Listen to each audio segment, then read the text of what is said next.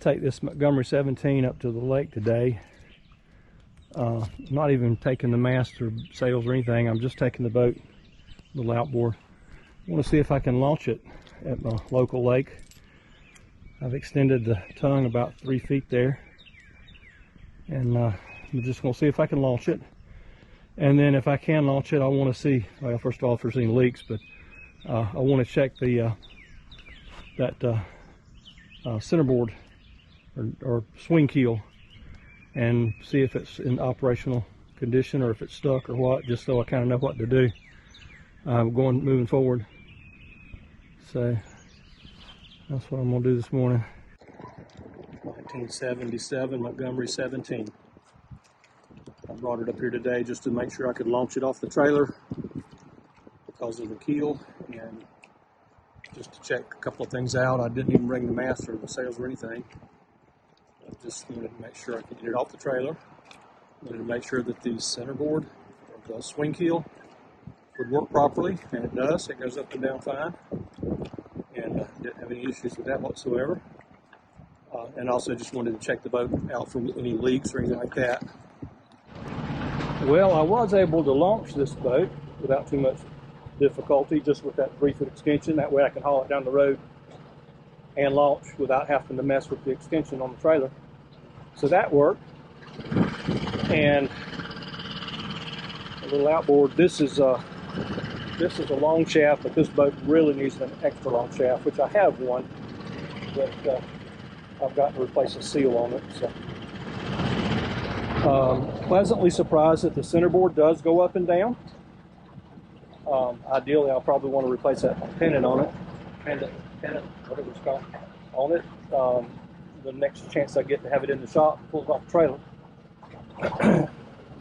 But like I say, today wasn't about sailing. Today was just about seeing if the centerboard worked, which it does, and it was about checking for leaks, which I don't have, and it was about launching the boat, which it did launch without any major effort. So that's all good. And the ramp that I launched at is one of the shallower ramps here at the lake. This is at the Everett Jordan Lake. I launched at Seaforth. I usually launch at Vista Point, but today I launched at Seaforth. Just intentionally trying to see if it would launch at the shallower ramp. It's not a lot shallower, but it is a bit shallower than what I normally go to. So I'm gonna just mow around a bit, just putter around a little bit, and then load it back on the trailer and head back home. I've got to redo the bunks on the trailer, at least put new carpet on them. There's no carpet on them, that kind of thing. So at some point in time, I've got to get it in my shop. Anyway, it's a cloudy, overcast day. It's supposed to rain in a couple hours, so I'm not going to be out here long. We've been having rain off and on for, seems like, weeks now. And it's supposed to be raining, I think, all week this week, off and on, thunderstorms. So just kind of sneaking it in here. Still haven't cleaned the boat up. Still got to clean it. It's covered with lichen stuff where it's been sitting out for a long time.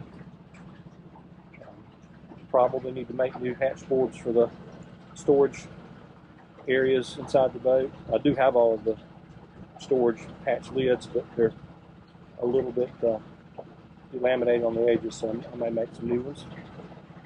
Anyway, the electrical system on the boat works. As a matter of fact, the depth finder works too. Turn that on.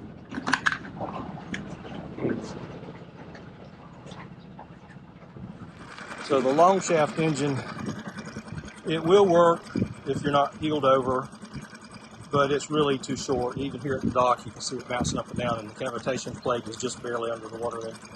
But it'll work in a pinch. But I'm gonna need the extra long shaft motor on it for sure. I do have a little ladder on there that's homemade, but it works. That Ruddercraft rudder seems to work good. I've got to make the line longer so I can raise the blade up and down from in the cockpit. And let's see what else. Like I say, it is absolutely nasty dirty. It needs painting. But it does float, and doesn't appear to be leaking anywhere. It's like it's pretty much floating on its water line like it should be, best I can tell. And so that boot stripe is about right height-wise. All right, and like I say, the centerboard does go up and down, which that's a really good thing. I'm assuming somebody has redone it at some point in time with the age of the boat. I was not expecting it to work, but it does. Anyway, there you go.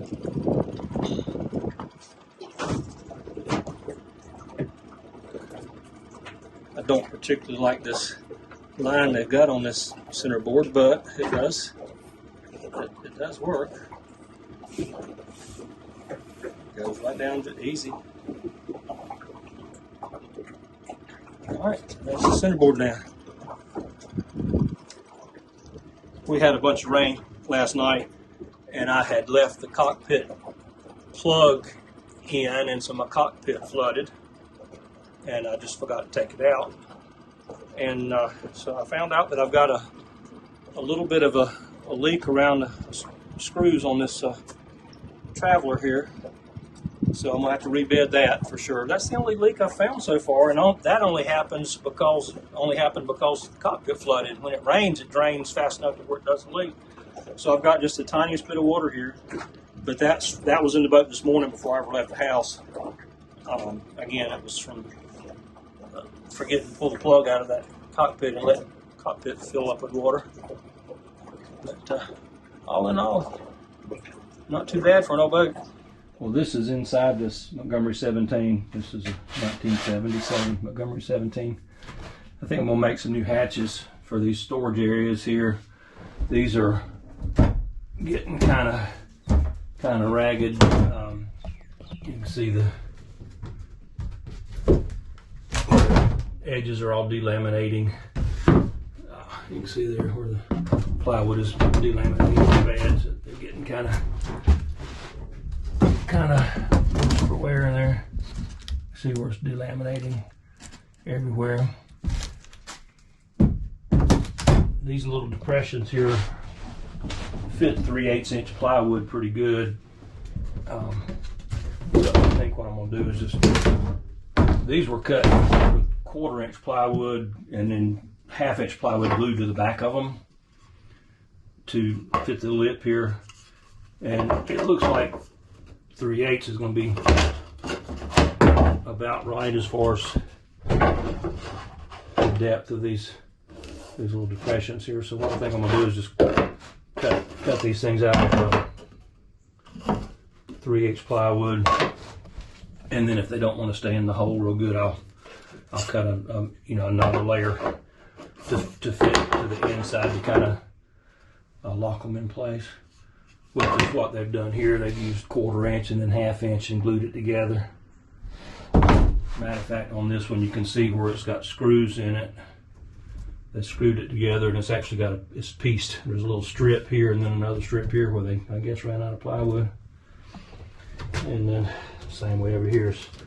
They're all delaminating. You can see they're completely delaminating. So I think I'm going to make some new ones and get them in here.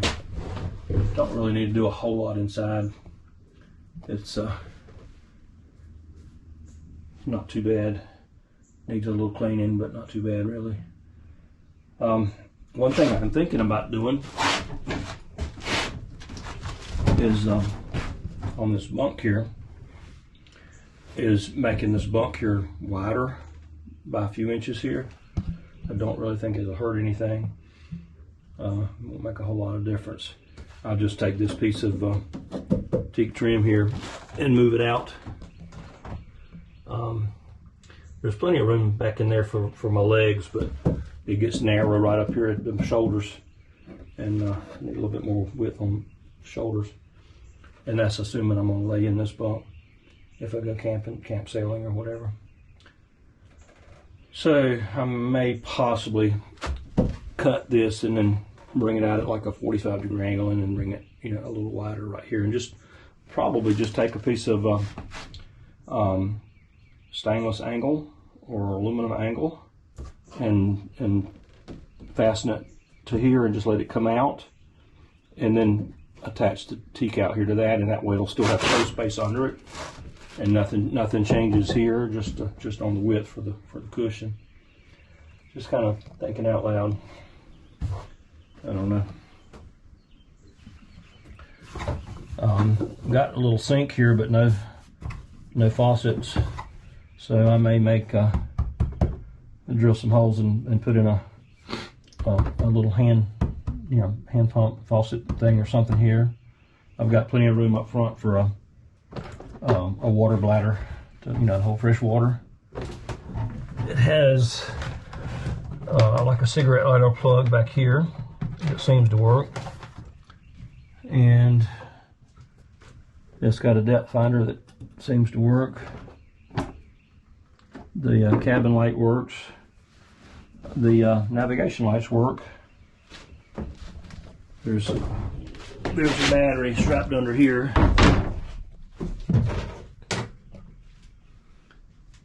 And there's really kind of an odd little plug-in right here. They've got 12 volt wired to like 110 volt plugs.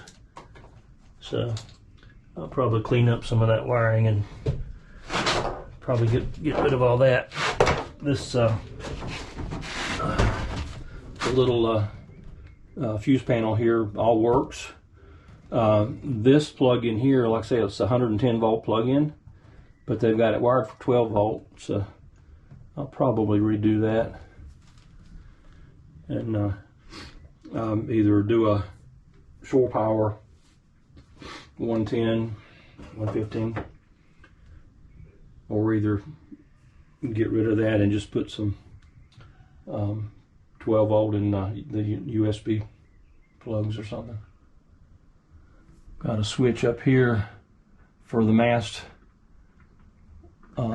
light here, and it's got wires running outside the boat, but they're not connected to anything right this minute. Got a little screen for the front hatch, and I've got a folding screen. I've got a folding screen here for this hatch here, and then I made some new hatch boards. This was in the boat, but I honestly have no clue what it was for. Not sure what that was for. This will be another good project to cut out on the CNC machine. I'm gonna get all my measurements here, and then go cut them out on the CNC machine. All right, the hatches all fit. I just dry fitting them just to make sure they were going to work before I went to the trouble to radius the edges and all that. So back to the shop to sand them out and put a little tiny radius on the edges and drill the holes. I should have put the holes in them with the CNC machine, and I honestly just flat out forgot. It wouldn't have taken but just a couple of more seconds to have cut the holes with the CNC router, and I literally just forgot to do it. So now I got to do it with a drill. Now that looks a little bit better. Got a little bit of varnish on them. Got them fitted and edges rounded and sanded and all that. I'm going to lightly sand them and put another coat of varnish on them when I get a chance, but not enough time today to do it. One more little thing done. There's the screen hatch in place. It's usable, but that screen is probably a little bit too coarse for the no-see-ums down at the coast. So it'll keep some of the bigger mosquitoes out, but it ain't gonna keep the little no-see-ums out. That one there, right there. We had about a rain come through again yesterday evening late. We had like 2 1/4 inches of rain in 30 minutes. So we've just been getting crazy rain the last little bit. But overall, not too bad. Like I say, it just needs a good cleaning, and it actually, it can be taken out sailing now. I think I've got rigging enough on it to take it sailing. And now that I know I can launch it and that the centerboard works, hopefully we'll take it sailing soon. The hatch boards don't look too bad. I've got a couple of coats of varnish on them. I've got to sand it out good and put a couple more coats of varnish on it, but they don't look too bad.